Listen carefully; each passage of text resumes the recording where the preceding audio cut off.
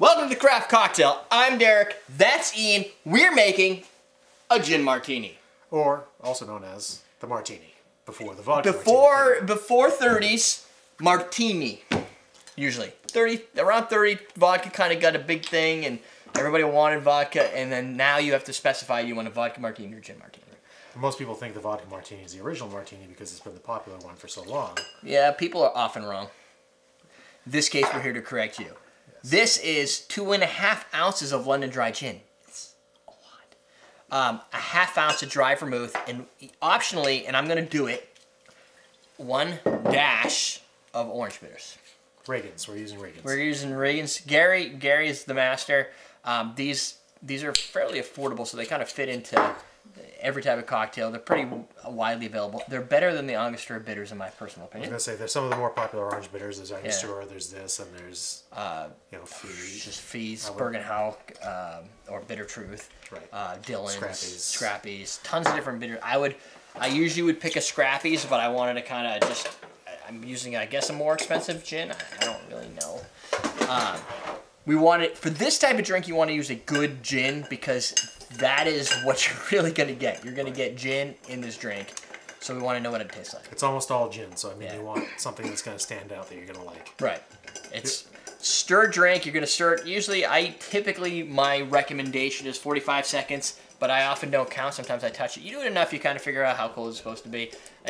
But sometimes you can see the condensation build up on the side of the stirring glass, or you can just feel it, and you can feel how cold it is. Right. But I always tell people 45 seconds. If you download the ebook on Home Cocktail Menu, you will see that I say either 30 to 45 seconds. In this specific case, I said a 30 seconds, and then use a julep strainer or a Hawthorne if you don't have a julep strainer to strain this out. Don't go out of your way to get a special strainer just for this, but I would get the special glass. Yes, the mixing glasses are nice. And one of the things I have a problem dealing with is whenever Ernest Hemingway comes up with a recipe recommendation, which is these are one of the drinks that he kind of likes.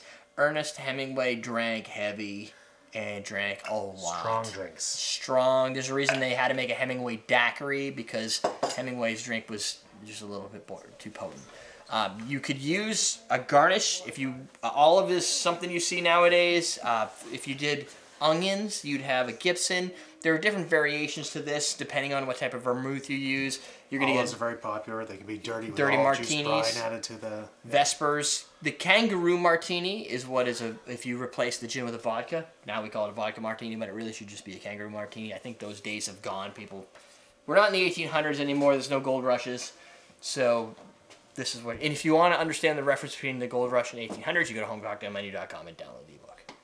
It's in there. Enough said. There's a whole list of stuff. We're looking at it right now. There's a whole list. Information. Information is good. If you're into the type of history and stuff that goes just beyond the recipe, gives you an appreciation for why you're drinking this drink other than falling flat on your face because this drink's going to knock you out. It's not a bad drink, though. I mean, I like the ratio with the vermouth and the gin. You know what really kind of helped was just that 1 dash of orange bitters, because we've done tests of these drinks as I was making them, and it was strong. It's got a little bit of the orange on the back. It kind of coats your mouth when you're done with the sip. So, but yeah, you get a lot of gin. It's a good drink to drink slowly. If you enjoy gin, it's a good drink to enjoy your gin with. Yep. Anything with the word martini. Well, okay, that's not true. Any one of the martinis that are kind of the classics, from martinis to kangaroos to Vespers to the dirties and the cleans and whatever perfects, they're all pretty potent.